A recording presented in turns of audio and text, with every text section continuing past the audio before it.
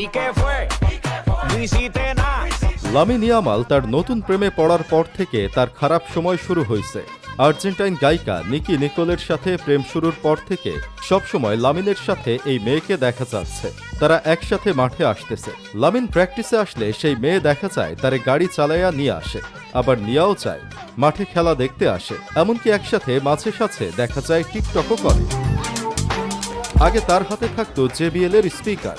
ম্যাচে আইসা প্রতিপক্ষরে কান্দাইয়া যাওয়ার সময় গান বাজাইতো ইকে ফয়ে রাপা ছাপা। আর এখন তার হাতে থাকে নিকি নিকোলের হাত।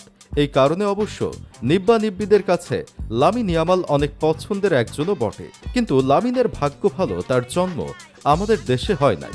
যদি হইতো তাহলে এতক্ষণে আত্মীয় স্বজন বলতো, এই মাইয়া মনে হয় তোরে তাবিজ করছে, সারাদিন খালি এই মাইয়া লইয়া ঘুরে, নাওয়া নাই খাওয়া নাই, খালি বউ বউ, কেমন বউ পাগল রে বাপ।